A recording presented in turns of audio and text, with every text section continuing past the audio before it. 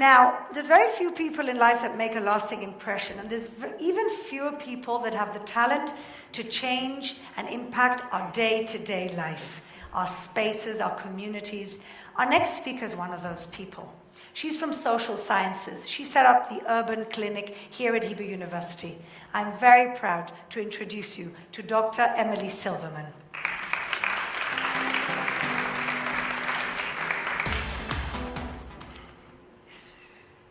So, 2011, this image, between the Arab Spring and Occupy Wall Street, Israel too was on fire. Young people started a small protest that went national. They said, "What's wrong with me? I was a good student. I have a good job. I make a decent salary, and I can't afford my rent. Is it me? It's you too? It's you too?"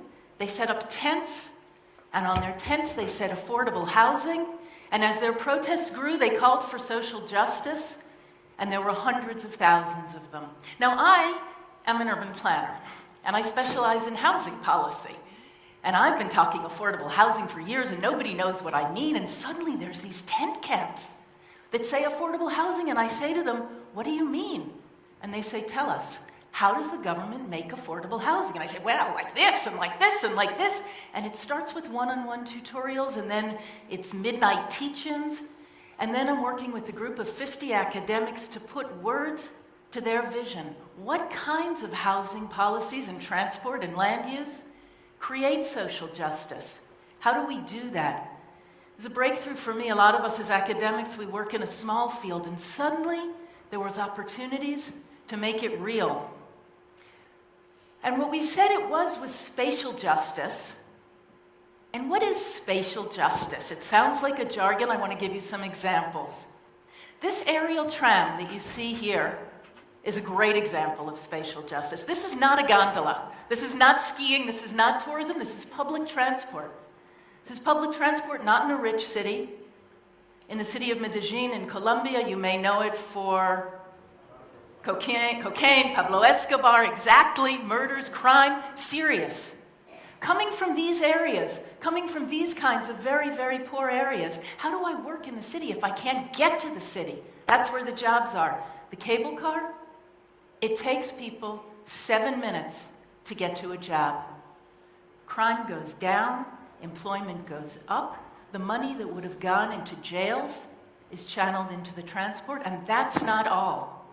The city also takes the stations where the cable cars are built, and it says, let's use them for public buildings. This one happens to be a library. You may not love the architecture. It's a local architect. Some of them, there's an opera, there's a gym, and the people from the center of the city, the middle class people, for the first time in their lives, they're coming up to these neighborhoods. And the people in these favelas are going down, and they're meeting each other, and they're connecting. And Medellin today is rebranded itself. There's still some crime. There's still some murders. When we were there were guards absolutely everywhere for the World Urban Forum. But they're rebranded as social urbanism. And I want to ask us, what does that mean if we look at Jerusalem? What does social urbanism mean when we use our resources in land to create social justice, to create social inclusion? So what about the light rail? Is that our version of the aerial tram? I mean, yes, because it connects the farthest away, both Jewish and Arab neighborhoods into the center, gets people in quickly. Everybody uses it together. The ultra-Orthodox and the soldier and the Palestinian on the same train. And yet, and everything in Jerusalem is so complicated. Again, as an urban planner, this is the most complicated city maybe anywhere. Everything you touch touches everything else. The light rail was the center of attacks this year. There are border guards at many of the stations. And the route of the train, in many places, traces the track of the border between east and west, with walls on either side. How do we in Jerusalem learn to use our housing and our transport and our land to support social justice? Well, about 2.5 years ago, on an idea from our brilliant dean of social sciences, we started the Urban Clinic. Vered said, the law school, they've got legal clinics. Why don't we in social sciences create clinics where our brilliant students can engage in the city, they can learn from meeting people different from them, they can check their theory against the real practice, we can create new theory from it, and they can be transformed by interactions with people who are different from them, but still not be drawn into the cynicism that happens all too often when you leave the university. This is our webpage. We call ourselves knowledge brokers. We create and broker knowledge, good international practice, good local practice, checking it against theory, creating new theory from it. Let me give you a couple of examples. The way we work, classic triangle, research, students, and community. With the students, we're talking the graduate students in social sciences. Particularly in urban planning, we have 154 master's students in urban planning. It's the largest program in the country. And we co-produce knowledge. Like I showed you the image from Medellin in Colombia, we took a group of 23 Israelis to there, and the publication that we produced was not just the academic, it profiled the best ideas of every person in images and links for what they want to see happen here. And it kept going. It's a project that has rolled and rolled and rolled. The Ministry of Housing has now adopted it, and it's turning into a national conversation about urbanism. But I want to focus on the last piece of the triangle, on the Jerusalem aspect, on community, and give you just two examples of what we do in Jerusalem. So the first one is placemaking. You know, cities often become about the buildings and the streets, and the public space, if we don't pay attention, it can be what gets left over, the spaces in between the building. And placemaking is quietly transforming that perspective and saying, how do people who use the spaces become involved in designing them and helping figure out what activities should happen in them, how they should be managed to work for all the users. We brought this to Israel. We brought this fantastic New York-based group, if anybody knows Bryant Park in New York or the recent transformations in Broadway. We brought them to Israel just a year ago.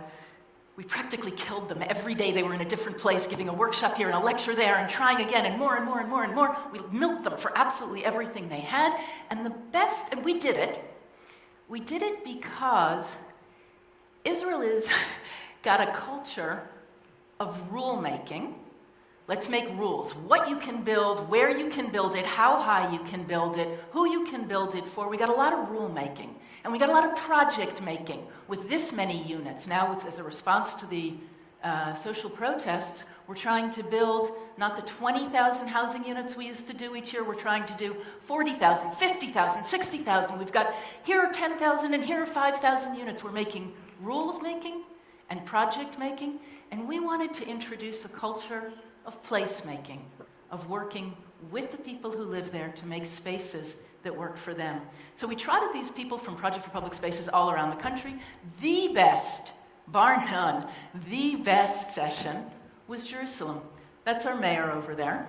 And to my absolute shock, he said, this placemaking, this is what we need. This is about promoting creativity and community and ownership in the city, and we, the city, will fund resident proposals that come through their community councils. We want those. Bring them to us. He said, okay. So, here's us in action. We got a grant from the Rothschild Foundation to have 8 graduate students working in 4 community councils, doing little projects. We're here in this image there in the restaurant that's right next to one of the places where they're working, and they're taking a space that the city spent a lot of money building, and it's not working, and they're reinventing what can happen in it together with the people who want to use it. And it was a surprising success. The city says, the thing about this placemaking stuff is in contrast to planning, where you say, 10 years from now I want to see this. How do I get there? How do I make it perfect? How do I make it even more perfect? And then you do it. In placemaking, we're much easier. It's light, it's quick, it's cheap. We try something, we fail, we try something again. And that works. That builds a spirit of resilience and ownership and experimentation. We take the risk. These guys did it, the city saw it, they loved it, we've just signed with a contract to scale it up 10 times as much for the coming year. They're taking it over, we're working with them on a newsletter on the academic training of their staff, and they want to see a network of spots around the city in the neighborhood. It's really exciting to get to be part of that change. The last thing I'm going to talk to you about is our newest project, Urban 95 Centimeters. What does the city look like from the vantage point of a 3-foot-tall person, of a 3-year-old? You know, we know that the ages from 0 to 3 are critical. The brain scientists from here tell us that the neuron connections that develop at that period, that's what is more important to their life outcomes of a child than ever so much else. That's the period when it happens. We know part of what influences that. We know parenting is important, and we know a lot about parenting. And we know that early childhood education is important, and that $1 invested in early childhood education brings a return of $7 down the line in disadvantaged populations. But we also know that place matters, that the city matters, what I see when I go outside, what noise, where I can play, what the sidewalk looks like, whether my parents can get me onto a bus. And we know surprisingly little about that. So the Hebrew University was asked by a global foundation on this topic to become part of a knowledge network with universities in India, Brazil, Colombia, Holland. They're taking us all to Harvard next year. To be part of investigating how do we make cities work for young children. And they chose us for 3 reasons, 2 of which are on this page. One is that relative to the OECD average, we have an enormous share of our population between the ages of 0 and 3. Out the roof. And the second is we have lots of little kids, and we have an incredible amount of income inequality and poverty among those kids. How do we make our cities work well for these little kids, especially those who were growing up in poverty? I said 3 reasons. Third reason is because at Hebrew University, the Urban Clinic can work together with the best minds that are here, whether it's in brain science or the early childhood, the Schwartz Center for Early Childhood Education, or the public health people. We can work across the departments to try to figure out how do we make our cities work well for these young children. And I want to close with an image and a question. This is from Jerusalem. It's from one of my favorite spots, lots of people's favorite spots. You know, Jerusalem doesn't, I say this, how many of you think that on the world rankings of livable cities, and they come out every year, and there's a lot of critique of them, but they come out every year, on the world rankings of livable cities, raise your hand if you think Jerusalem makes the top 100. Raise your hand, oh, you think. Raise your hand if you think Tel Aviv makes the top 100. Yeah, you're right. Tel Aviv is in that ranking, and it goes up and it goes up, and Jerusalem is not. It's not in the ranking of livable cities. It's a hard city to live in. I think most people who've lived here know that. But it has something else. And I don't mean just the history and the future.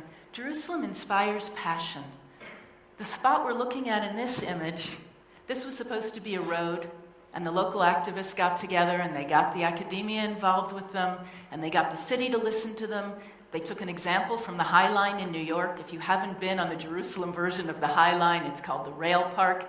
Go, take one thing from this lecture, go for a walk on the High Line. It's a lovable spot. And that's what our role is at the Urban Clinic, is to harness that passion with the community planning, with the knowledge and tools that we can bring from here and from abroad, to make our city more livable, more lovable, and more just. It is a great thing for that Jerusalem has Hebrew University, and I feel incredibly lucky to be part of Hebrew University in Jerusalem. Thank you.